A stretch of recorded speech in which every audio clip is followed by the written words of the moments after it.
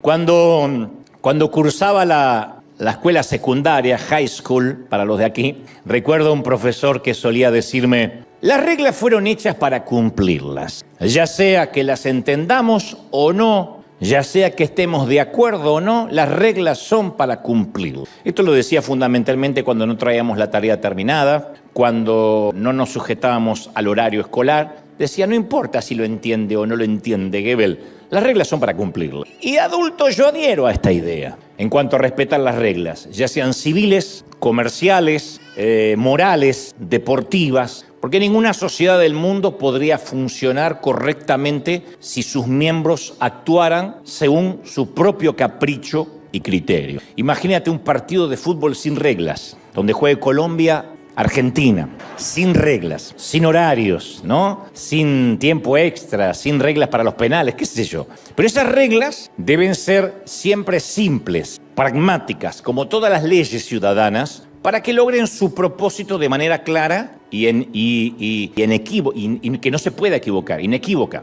Que la regla se pueda aplicar y que no tenga aristas que no entendamos, que esté turbio y fundamentalmente que no admita excepciones de ningún tipo, ¿no? La ley, por ejemplo, no dice no conduzca bajo los efectos de alcohol a menos que se dirija a su casa después de salir del bar. No, la ley dice no conduzca bajo los efectos de alcohol. No dice, bueno, pero si vive cerca del bar, más o menos vaya de memoria. No. Y tampoco importa si somos ricos, pobres, si conducimos una Ferrari o un auto destartalado. Si manejamos bajo los efectos etílicos, estaremos violando una ley de tránsito y eventualmente vamos a pagar, en el mejor de los casos, una multa y en el peor irá a la cárcel. Y tampoco es relevante si la regla nos parece ridícula o nos parece irracional o no admite sentido. De hecho, no es necesario estar de acuerdo para obedecer una regla. Por ejemplo, pensemos en el pecado pragmático y paradigmático del Edén, que era, digo, un pecado pragmático porque era sencillo de entender la ley. La regla era no comer la fruta de este árbol específico. No era un jeroglífico, no era que el Dios les habló en una metáfora. A Adán y Eva le dijo, no coman de este árbol, del resto sí, de este no. Ahora, si uno no razona, si lo razonamos, no hay nada de malo en comer fruta. Sin embargo, para obedecer esta regla, tenían que confiar en el criterio de Dios por encima de su propia opinión. Porque podían decir, ¿y por qué no podemos comer si la fruta se ve y sabe delicioso? No lo entendían, era arbitrario, pero debían confiar en Dios, lo entendieran o no lo entendieran. Pero Eva miró la fruta y concluyó que esa regla era absurda. Y como no le hacía sentido, la compartió con Adán y acá estamos. Simplemente la rompieron la regla. Y que no la entendemos. Y no importa, lo tenías que entender, había que cumplirla. Entonces, en cada época hay reglas de Dios que se ajustan cómodamente a la cultura,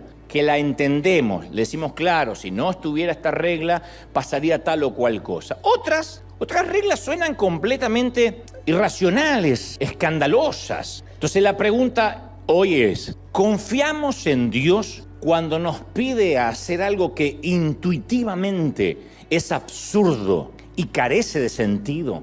A pesar de lo irracional que pueda parecer, a veces Dios suele desafiarnos, frustrarnos y desconcertarnos, especialmente en nuestros preceptos culturales. Decimos, eso no puede venir de Dios. Pero a veces Dios nos pide cosas mediante métodos poco convencionales que no van con nuestro sistema de creencia. Decimos, no, pero eso no es lo que me enseñaron. Para Moisés, Dios rompió las reglas de la naturaleza para separar las aguas del Mar Rojo. Para Josué, Dios rompió las reglas espaciotemporales para detener el reloj en medio de una batalla, detuvo el tiempo. Para Saulo, rompió Dios las reglas religiosas para cambiar de modo dramático a un hombre que tenía la misión equivocada. Para José y María, dos adolescentes, rompió las reglas culturales para hacer nacer a su hijo. Entonces, todos razonamos y pensamos, es que no se puede hacer de esa manera. Y Dios dice, yo sí puedo, yo soy Dios. Daniel 4:35 dice, Dios actúa conforme a su voluntad en el ejército del cielo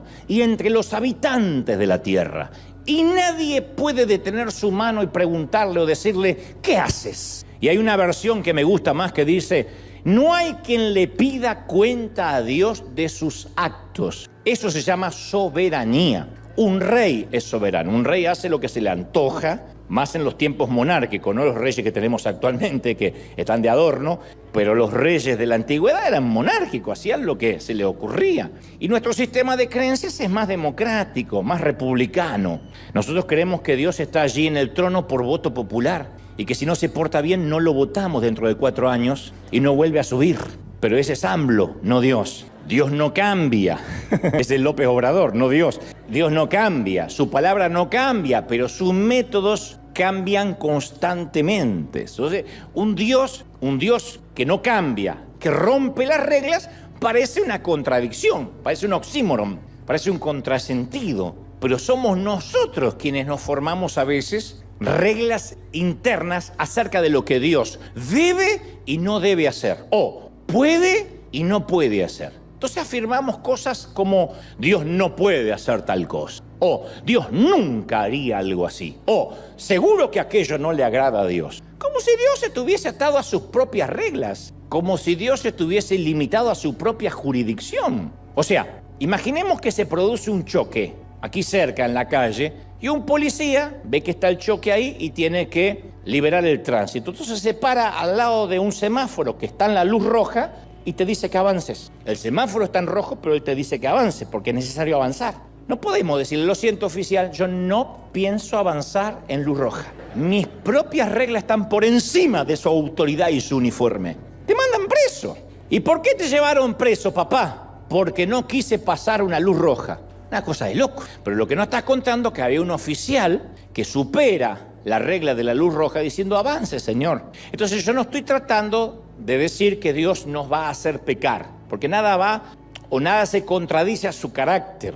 Pero no te quepa la menor duda que Dios no va a dudar en romper o en transgredir ciertas reglas que a veces la cultura en sí misma o la cultura religiosa ha escrito para tratar de meter a Dios en su propia cajita. Y nosotros decimos, Dios no actúa así. Hay denominaciones que dicen, Dios no haría reír a la gente, así que ese predicador es un payaso, porque Dios no es humor. Hay gente que es así. Y bueno, que se vaya a donde se va a ir, al cielo o al infierno, con cara de soportar las hemorroides. Pero lo siento por él que se perdió la risa. Lo cierto es que hay gente que dice, así no obraría Dios. Eso no le gusta a Dios. Siempre nos gustaría decir lo que nos gustaría que Dios dijese, lo que nos gustaría que Dios pensara. Pero Dios rompe las reglas, usa a quien nosotros jamás usaríamos, bendice a quien nosotros consideramos que no debería bendecir. Y en esta línea de pensamiento, dicho esto, yo quiero regalarte una peculiar e inquietante historia, que la he contado en algunas otras ocasiones, pero no deja de inquietarme, y como digo, siempre es una palabra que está viva y que siempre nos bendice. El libro de Oseas, uno de los profetas menores en el Antiguo Testamento, es una crónica despiadada, cruda, del dolor que nuestra infidelidad le causa a Dios. Es una metáfora, aunque está basado en una historia real, es una metáfora de cómo nuestra traición e infidelidad le duele a Dios. Dios le dice a su pueblo, nos hicimos promesas mutuamente. Y ustedes siempre confían de que yo voy a cumplir mis compromisos, que yo voy a ser fiel en cuanto a mi parte. Pero ustedes no cumplen con sus compromisos para conmigo. Y para dramatizar cuán herido se siente Dios por esta traición de sus hijos, Él instruye a un profeta recto, justo, llamado Oseas, para que haga una de las cosas más extrañas e inusitadas jamás pedida por Dios en toda la Biblia. Este joven, insisto, llamado Oseas, que se había reservado virgen y puro para una joven doncella, porque eso hacían los profetas, se sorprendió cuando Dios le mandó a que escogiera una esposa. Porque Dios no lo envió al templo para que eligiera entre las vírgenes a la compañera apropiada, tampoco lo envió entre las princesas delicadas que fueron entrenadas y cuidadas por las comadronas para una persona a su medida, sino que le dijo al joven profeta que fuera a la zona roja. En algunos países es la zona rosa, no importa el color, pero si tiene color la zona estás en problemas. Que fuera a la zona roja de la ciudad y escogiera a una mujer cuyo pasado estuviera manchado y mancillado con pecados degradantes. Una prostituta, una mujer de la calle. Dios le pide a Oseas que comparta su cama con una mujer que era un vivo retrato de la infidelidad. ¿Cuántos votos matrimoniales se habrán quebrantado en su cama? ¿Cuántas familias habrán quedado destruidas en los brazos de esta dama. Había pasado de hombre en hombre, de cama en cama, había sido machacada como una fruta de mercado, era el objeto de la lujuria, pertenecía al burdel. Todos saben quién es ella, a qué se dedica, no es un secreto, y muchos hombres conocen esas satinadas sábanas hebreas. Ella piensa, como toda mujer, que comercia con su cuerpo, que no sirve para nada más que apenas dar placer por unos pocos minutos a cambio de dinero. Es una mujer sin moral que se dedica a todo aquello que Dios detesta, mínimamente, ¿no? Su descenso en el abismo de la corrupción moral era intencional, no sabemos cómo llegó ahí, pero lo hacía intencionalmente y hasta ahora parece que era irreversible. Ella vive en el mismo sótano de la jerarquía moral. Y para que podamos visualizarla, a mí me gusta siempre graficar a la gente, para que puedan ver esto como si fuera una película. Está teñida de rubio platinado. ¿Cómo sé esto? Me imagino. Usa demasiado maquillaje, una exagerada sombra que rodea sus ojos pardos, botas de látex muy largas, una minifalda que apenas cubre su intimidad y debido a su adicción al cigarrillo tiene una voz ronca, grave, mastica chicle con la boca descaradamente abierta, simulando que es una mujer de mente libre, pero en realidad solo posee una ventaja, que no tiene nada que perder, ya lo perdió todo. Ella ya está en el peldaño más bajo del fondo del pozo. Y antes que nos disociemos de este personaje, que es lo que suele suceder en el inconsciente colectivo, de decir, bueno, va a hablar de una prostituta, gracias a Dios yo no me identifico. Yo quiero mostrarte todas las cosas en común que tenemos con esta mujer. Para empezar, todos alguna vez estuvimos en su lugar, todos. Puede que no vendamos nuestro cuerpo, pero todos en algún momento hemos vendido nuestra lealtad, nuestros principios, nuestros dones, nuestros talentos, hemos comprometido nuestras convicciones. Todos lo hemos hecho alguna vez. Esos momentos que decimos, ¿y por qué mentí? Si no hacía falta, soy un adulto, soy una adulta. ¿Por qué comprometí mis convicciones por esta bobería? ¿Y por qué no dije la verdad? ¿Y por qué se me ocurrió decir esa estupidez cuando me preguntaron por tal o cual cosa? Todos en algún momento prostituimos la verdad, todos. Todos en alguna ocasión hemos dicho yo he pecado demasiado, he fracasado demasiado, he tropezado con demasiada frecuencia. Bueno, tal vez nuestro pasado, insisto, no sea tan truculento como esta dama, pero en algún momento nos hemos sentido en el fondo del basurero de la sociedad. En primera instancia, cuando uno regresa a esta historia, pensaría que este es un ejemplo de obediencia debida. Obediencia debida se usa en las cortes militares cuando no se puede juzgar a un soldado por cometer, por ejemplo, un crimen si fue la orden de alguien superior. Se llama obediencia debida.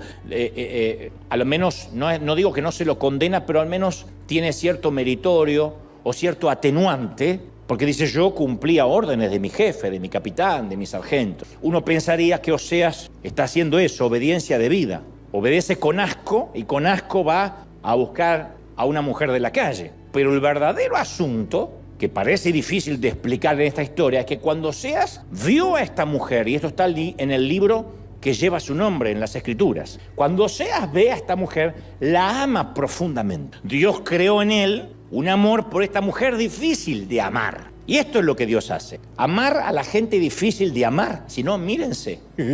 Bueno, tal vez aquí haya personas tan puras, tan impolutas, a las que Dios no se les hace difícil de amar. Si ese es tu caso, lo celebro, estás en la congregación equivocada. Pero la mayoría de nosotros nos parecemos otra vez a esta mujer. El nombre de ella es Gomer. Cuando Oseas vio a Gomer, le ofrece darle el honor, la dignidad y el respeto de llegar a ser su mujer, su esposa. Y a los que les gusta tener el recetario de cómo Dios actúa, de qué Dios le agrada y qué es lo que no le agrada a Dios, obviamente opinaban que Oseas estaba cometiendo no solo un pecado mortal, sino un error irreparable, irreversible. Y además, ¿a quién podía contarle Oseas que se había enamorado de una prostituta y por orden de Dios encima? ¿Qué consiervo le creería? ¿Con quién habla uno esas cosas en las cuales no tiene a nadie para imitar delante? No estoy hablando necesariamente de algo que vaya contra lo que culturalmente es la moral. Digo, cuando Dios nos envía a hacer algo que no tiene precedente, que uno no puede platicar con nadie porque es algo que Dios te pidió a ti de manera única y no tienes a quien consultarle y decirle cómo tú hiciste. Oseas no pudo llamar por celular a otro profeta y decirle, cuando Dios te mandó a ti a casarte con una prostituta, ¿cómo lo manejaste en las redes? No tenía a quien consultar. Porque aparte todo hombre sabe que ningún hombre de verdad se enamora de una prostituta. ¿Cómo este hombre va a caminar con dignidad de la mano de esta mujer? No buscas a alguien así, a menos para una relación seria. No fueron a la misma universidad, ni al mismo seminario, ni a la misma escuela dominical. No tenían los mismos valores, no tenían las mismas convicciones, no creían en lo mismo. A ver, ella debía hacer algo con qué jugar, como un gatito juega con el estambre, usada y dejada atrás. Pero cuando él la vio, la amó profundamente. Él vio su potencial, vio su futuro. Dios le presta de algún modo su corazón, la manera en que Dios nos mira a nosotros. Y él, Oseas, se dio a la tarea de desenredarla de ese pasado. Esa es la tarea que todas las almas heridas en algún momento debemos aceptar. Es la tarea de sanarnos más allá de las tragedias, de los infortunios de la vida. Ahora imagina a Oseas en una esquina de la zona roja, mirando a Gomer al otro lado de la acera. Ahí está su futura prometida, exhibiéndose, ofertándose, vendiéndose. Ahí está en la sección de descuentos de la degradación. Y Oseas no la ve como una prostituta, la ve como su esposa, la ve como, es más, la madre de sus hijos. Se enamoró de ella, aunque eran obviamente una pareja dispareja. Eso es yugo desigual por excelencia. Imagínate la opinión evangélica del momento. Fue tendencia en las redes sociales. Apóstata, siempre supimos que iba a mostrar la hilacha. ¿Te imaginas los videitos que editaron donde se lo ve a Oseas merodear la esquina donde trabajaba Gomer? Los memes que hicieron. El título que se viralizó fue: encontramos a Oseas haciendo una propuesta indecente. Pero el amor suele ser poco racional y no siempre resiste el sentido común, y menos si viene por orden intelectual de Dios. El amor intoxica el consciente de la opinión pública. A veces yo conozco a cierta gente y me pregunto, de verdad, no sé si te lo has preguntado, yo me pregunto, ¿de verdad Dios moriste por este tipo? ¿Cómo es que? A ver, cuando tú dijiste de tal manera amó Dios a todo el mundo, no es todo, ¿no es cierto? No incluyes, no puedes incluir a este, no manches, no. Y después me doy cuenta que en primera instancia yo estoy fuera de esa relación, yo no conozco el corazón de ese hombre, de esa mujer. Y en segunda instancia, es obvio que no me estoy viendo al espejo hace mucho, porque Dios tiene un amor que es escandaloso, que sobrepasa cualquier cordura. Pero el romance de Oseas es una representación de cómo Dios ama a sus hijos. Es más, cómo Dios ama a personas como nosotros. ¿Alguna vez hiciste algo, no tienes que decir amén, espero, pero hiciste algo tan perverso, tan horrendo, que te perdiste el respeto a ti mismo? Y dices, es tan perverso que ni cuando le quiero pedir perdón a Dios lo quiero repetir verbalmente, no lo quiero articular. ¿Alguna vez tuviste una mancha de culpa que el tiempo parece que no puede borrar y siempre parece que cuando tienes un éxito te va bien? Hay como una herida donde se drenan, esa alegría se termina por diluir por esa culpa, que como dijo alguien, la culpa es un derroche de los sentimientos porque no deja nada. Pero hay gente aquí que ha llevado una culpa por años. Yo sé que hay gente y personas que ahora dicen, sabes, yo tengo escondido en mi armario, detrás de abrigos y trajes, un esqueleto secreto del cual te avergüenza. Todos tenemos esqueletos, solo que algunos los ocultan más que otros. Pero no es intencional. No hay nadie que diga voy a vivir con la culpa de algo escondido. Es la triste consecuencia de demasiados secretos no confesados, enterrados sin resolver, de cosas bajo el tapete. ¿Será posible que Dios pueda amarnos a pesar de todo eso? Bueno, hay que seguir con la historia. Yo no sé cómo fue la propuesta de Oseas, ni el plan de conquista, porque la Biblia no lo revela, pero es probable que Oseas se haya acercado a la barra del bar del burdel y ella, viendo a un potencial cliente, quizá le preguntó si acaso le invitaba un trago. El hombre no está familiarizado con este tipo de transacciones, así que va al grano, quiere irse de ahí lo más rápido posible y le ofrece casamiento. Le pregunta si le gustaría salir de este ambiente sórdido y transformarse en su mujer. Creo que Gomer estalla en carcajadas. Creo que comparte el chiste con sus amigas, ¿no? A veces, algunas noches, suelen aparecer tipos raros como estos locos que buscan afectos y que se enamoran de las rameras. Así que ella le pone los puntos y le dice, te equivocaste, yo no soy la mujer para que tú te enamores. Pero Oseas mantiene la propuesta, no se inmuta por las risas de las chicas del burdel. Y Gomer se percata que este tipo, número uno, está hablando en serio. Segundo, no pertenece a este lugar. No ha ingerido una sola gota de alcohol. Está completamente sobrio y parece que sabe lo que está diciendo. Así que yo creo que de algún modo, al darse cuenta que no se trata de una broma, de mal gusto, de una cámara oculta, la mujer se sonroja y vuelve a salir de su interior aquella niña que ya no se sonrojaba más. Esa niña que alguna vez soñó con una boda, con un enorme pastel, un vestido blanco, eso vuelve a surgir y sale a la superficie. La cosa es que finalmente Gomer se casa con Oseas. ¿Cómo puedes esperar un matrimonio santo con alguien que no lo es? Esa es la gran pregunta, ¿no? No obstante, Oseas la hace su esposa. Le dio su apellido, le cedió el beneficio de su legado, de su herencia, envolvió con un manto de integridad sus hombros maltratados, sacó de su piel el olor pútrido de la lujuria de otros hombres. Solo el amor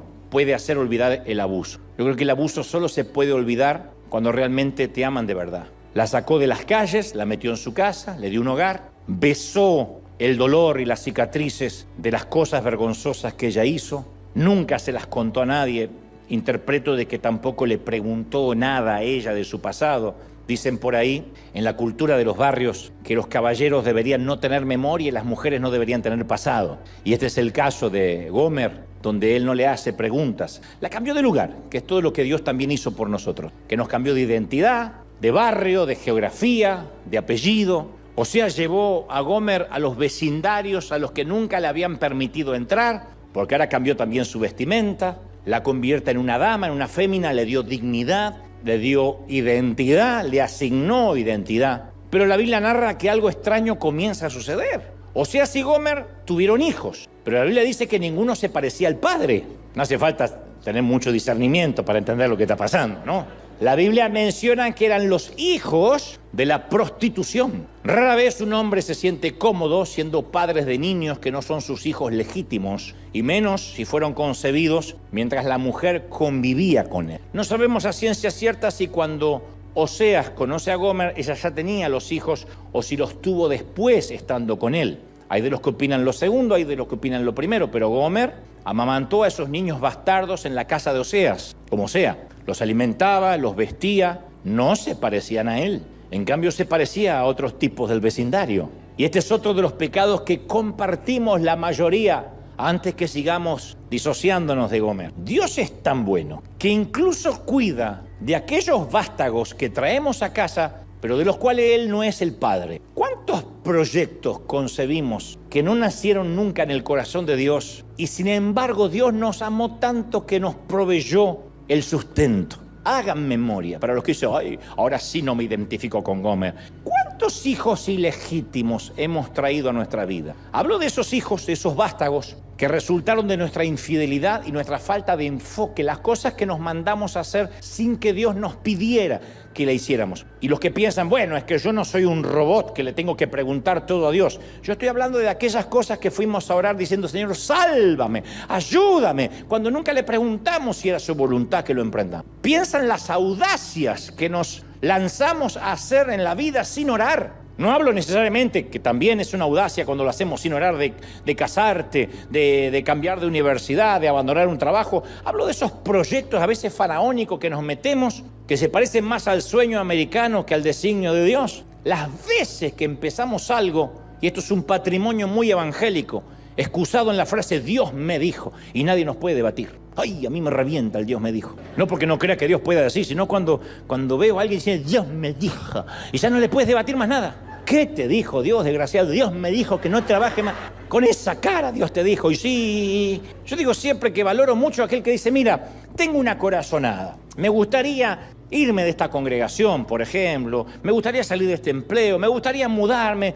Creo que bien podría ser un plan de Dios, pero lo estoy orando. Pero aquel que te dice, Dios me dijo, como que Dios le habló en una voz audible, o tuve un sueño, comió 8 burritos al pastor, se fue a la cama, va a soñar con las suegras y el apocalipsis y la bestia.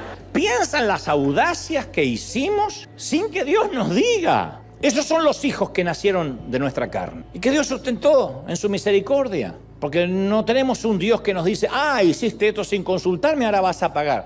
Dios nos sustentó. Yo tengo una lista de cosas que hoy me doy cuenta que no estoy seguro si Dios me haya enviado a hacerlas, pero yo tenía intenciones y Dios me sustentó. Dios sostuvo esos hijos que nacieron por mi falta de enfoque, por mi infidelidad. Muchísima gente ha emprendido cosas, se ha mudado, ha tomado decisiones serias, se ha casado, se ha divorciado, ha tenido hijos, ha dejado de tenerlos, en nombre de Dios, diciendo Dios me dijo, Dios me lo mostró. Dios no mostró nada. Es algo que quiso hacer, porque generalmente cuando Dios nos dice algo, por lo general, es algo que no queremos hacer. Cuando Dios nos manda a hacer algo, cuando un llamado es de Él, por lo general nos da pánico, miedo. Yo no veo, insisto, a Moisés diciendo, desafiar al faraón, me encanta, sí, siempre soñé con eso. O a María diciendo, sí, quedar embarazada a esta edad, sí, y por el Espíritu Santo, me va a creer todo el barrio, me encanta. Los llamados generalmente no van en la misma dirección que nuestros deseos. Son sueños, son deseos, pero no tenemos que apresurarnos diciendo Dios me dijo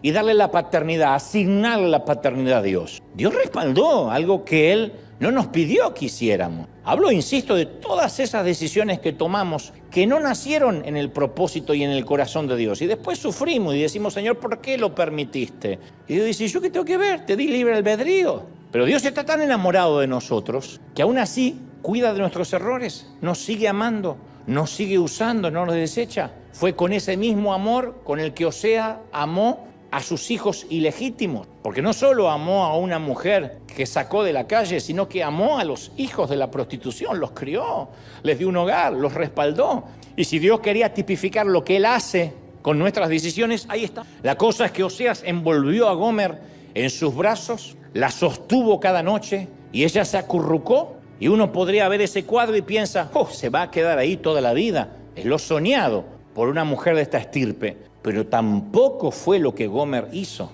Es que cuando uno tiene pasados tan despreciables y antecedentes tan deteriorados y nos ofrecen la bondad poco familiar del amor, tendemos a retroceder, a retrotraernos, a escaparnos. Es lo que suele suceder cuando se predica sobre la gracia de Dios. Siempre hay gente que dice, yo sufrí demasiado y tú me dices que el Señor me perdona las veces que sea. No, acá hay trampa. Echa la ley, echa la trampa. Y cuando la limosna es grande, hasta el santo desconfía. Entonces hay gente que no puede aceptar la gracia, prefiere la religión, acepta mucho más, razona mucho más. Bueno, cometí este pecado, una caminata hasta la Virgen o de rodillas hasta no sé dónde, o si está en una iglesia protestante le dice a sentarse en el banco hasta que dé frutos. Eso lo entendemos más. Cuando Dios dice, no, solo arrepiéntete y ya. Decimos, no, ¿qué pasó? ¿Qué pasó? ¿Dónde está la trampa? No hay trampa, pero nos parece poco familiar ese amor. Decimos, ¿y por qué? Esa es la triste consecuencia de tener baja autoestima. Gomer, a pesar de todo lo que tiene, comienza a alejarse de Osea. Al principio no se notaba, pero de poco a poco se fue deslizando, se fueron desconectando,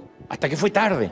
Ella volvía después de hora a casa, se quedaba con alguna excusa en algún otro sitio, no regresaba de hacer las compras sino hasta horas después. Él notó que ella volvía a tener una mirada distante. Sabía Oseas que la última vez que la abrazó, ella estaba gélida, fría. Y él pensó que había percibido en ella el olor de otro hombre, pero no se lo permitió creer. Dijo, no, después de que yo invertí tanto amor, que ella me sea infiel y me falta el respeto, no. A ningún hombre le gusta pensar que su amor no es suficiente. Pero poco a poco ella parecía como más incómoda en un lugar cómodo, que es lo que nos empieza a pasar a nosotros cuando empezamos a ser infieles a Dios. Estamos en un lugar cómodo, pero cada vez nos sentimos más incómodos hasta que un día dejamos de congregarnos y decimos, ¿pero por qué? Y porque la infidelidad, la fidelidad de Dios no correspondida y nuestra infidelidad hacia Él hace que se genere una incomodidad. Y esto suele suceder cuando tenemos un pasado disfuncional,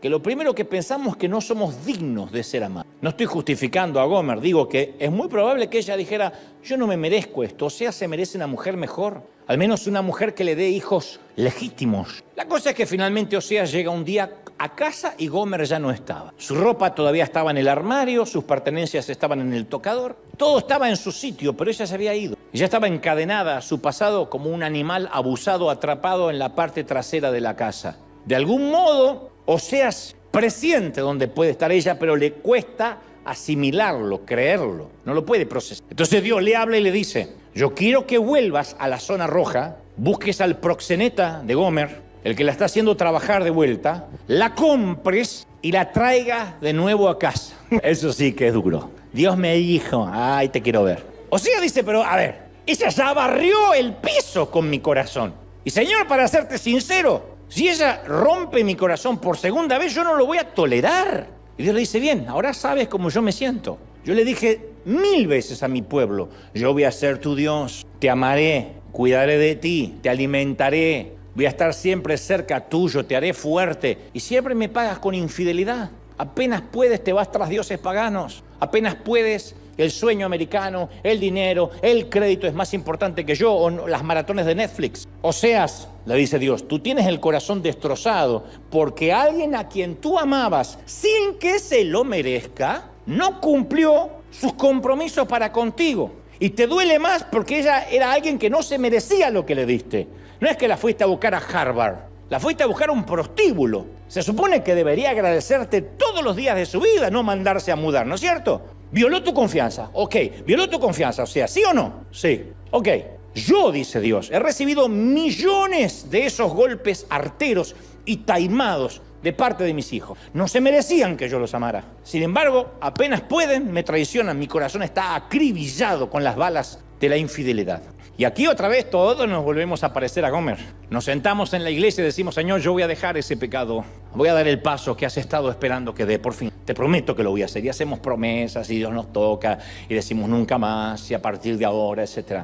Luego el tiempo pasa, semanas o meses más tarde, nos damos cuenta de que no hemos dejado de hacer lo que dijimos que no haríamos y no hemos empezado a hacer lo que prometimos que haríamos. Y siempre estamos como aquellos que dicen el lunes empiezo la dieta, la semana que viene comienzo a hacer ejercicio, el año que viene voy a consagrarme a Dios. Sí. No, el mes que viene. No, tal vez a fin de año. Yo cuando leo la historia de Oseas me doy cuenta de que mi desobediencia deja a Dios sin respiración, le quita el oxígeno. Él sufre profundamente por cada una de nuestras infidelidades. Nos enoja, no es que nos quiere fulminar porque nos ama, pero la sufre como se sufre cualquier infidelidad, especialmente cuando has sido fiel y no eres correspondido. Oseas sale de su casa, se dirige otra vez a la zona roja. Qué ridículo, ¿no? Que este profeta baje a un nivel más profundo de lo que ya bajó, que tome una linterna y corra en la noche buscando a su esposa. No se lo merece este hombre. ¿Cómo va a explicarle a sus amigos que su amor no fue suficiente para mantenerla en casa?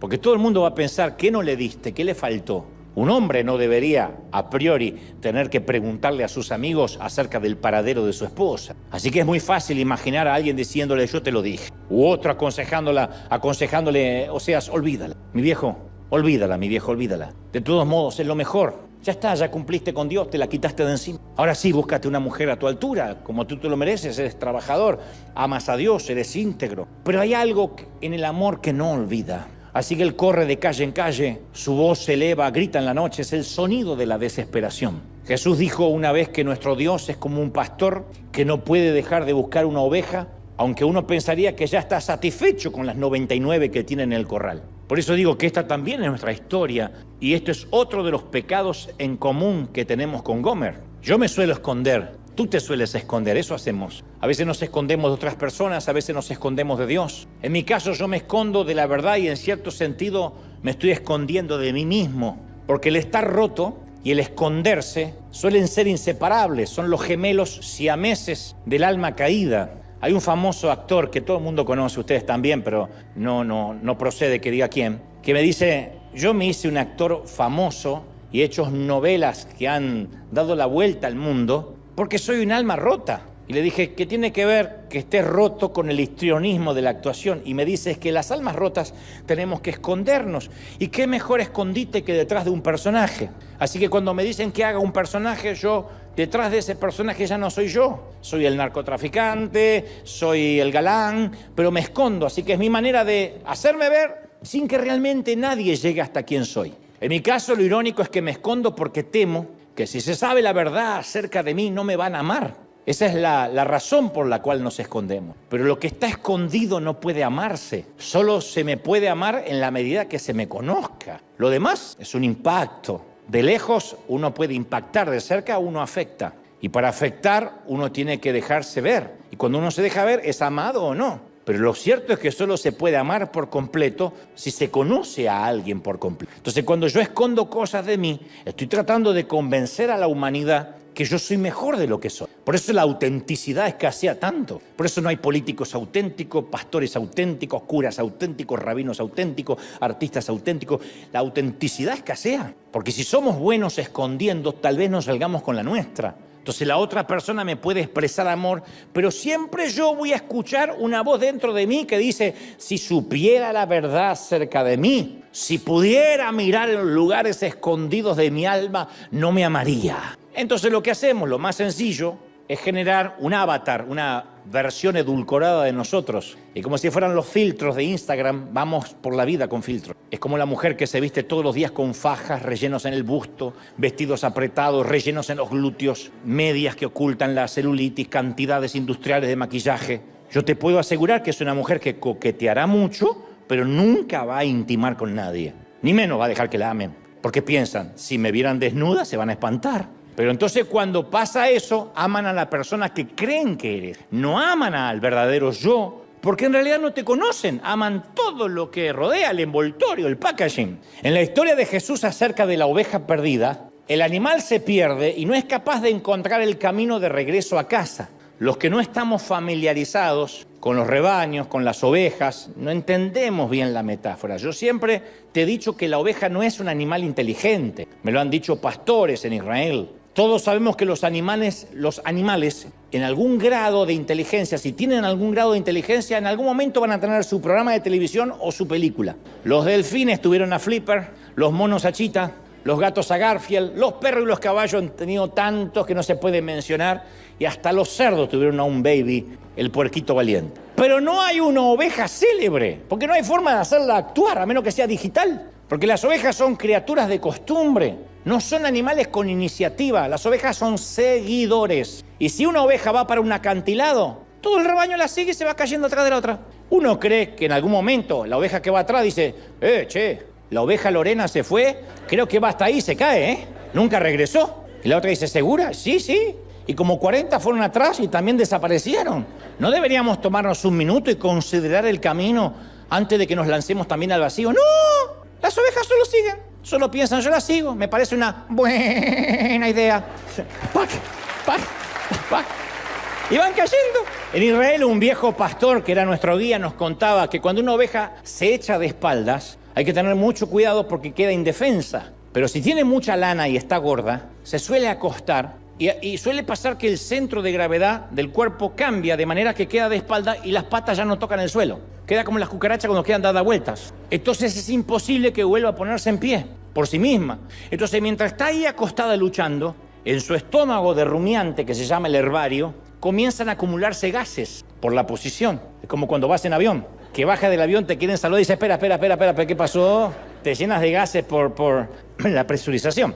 Bueno, la oveja también se presuriza. La oveja, es una oveja gorda, la oveja también se presuriza. Y al expandirse estos gases, tienden a impedir la circulación de la sangre a las extremidades del cuerpo, especialmente las patas. Entonces, si el tiempo es caluroso y soleado, la oveja echada puede morir en pocas horas. ¿Y de qué murió? Durmiendo. Y en ocasiones nosotros tampoco podemos enderezarnos por nuestra propia cuenta. Necesitamos que nos busquen al igual que Gomer. Entonces, ¿qué hay en nuestra vida, insisto, que estamos empecinados en ocultar y que nos va a costar la vida? Tal vez no la vida física, pero sí la vida espiritual, la vida del alma. Cuando yo era adolescente y salía a pasear, siempre mi madre quería saber si la ropa interior, la que no estaba a la vista, estaba limpia. Entonces yo decía, ¿te gusta más? ¿Y cómo está lo de adentro, lo que no se ve? Camisetas, calcetines, calzones. Porque a ella le preocupaba, preocupación de las madres de antes, que si yo tuviera un accidente, ella era la que pasaba vergüenza si me veía en el calzón sucio o amarillento. Ella solo quería asegurarse que cuando la policía viniera,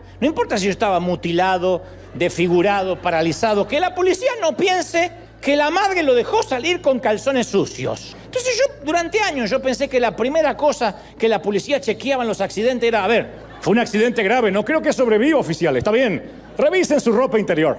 Veremos qué clase de madre tuvo la víctima. Pero Dios siempre va a hurgar en nuestro interior, y no me refiero a nuestra ropa interior, sino a todo aquello que intentamos ocultar. Dios sí hurga. Su amor llega hasta el valle más bajo de nuestra vida. Cuando finalmente Oseas se encuentra a Gomer, ella estaba perdida en el valle más bajo que como la encontró la primera vez. Algún amante furtivo se había cansado de ella y la había puesto en la mesa de esclavos y la estaban subastando como si fuera ganado.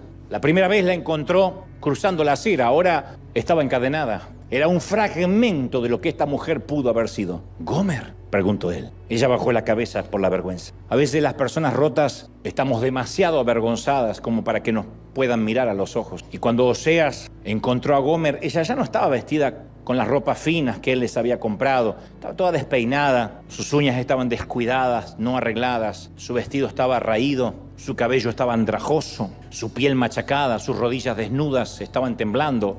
Y los hombres se mofaban de ella y hablaban de esta mujer con obscenidades. Y el profeta, con el corazón destrozado, no sabía qué hacer y acudió a Dios llorando. Le dijo: Dios, ¿qué hago? Y Dios le dice: Oseas, amas a esta mujer a pesar de todo lo que te ha hecho. Y no una vez, sino por segunda vez. Oseas admitió con la cabeza que la amaba, mientras le caían las lágrimas, y Dios le dice: ¿sabes? Ve y muéstrale tu amor por ella de la misma manera en que yo amo a la nación de Israel. Vuélvele a dar una oportunidad. De manera que Oseas se queda mirando a Gomer mientras la colocan en el banquillo, y para lograr un buen comprador, que era lo que se estilaba, la desnudaron completamente. El subastador la pellizcó, la tocó, la manoseó, mostró lo fuerte que era y comenzó la puja. Alguien ofreció 3 piezas de plata y Oseas subió a 5. Alguien subió la oferta a 8 y Oseas a 10. Otra persona ofreció 11 y él ofreció 12. Entonces Oseas ofreció 15 piezas de plata y una medida de cebada. Cayó el martillo del subastador y Oseas recuperó a su mujer. Estaba dispuesto a gastar todo lo que tenía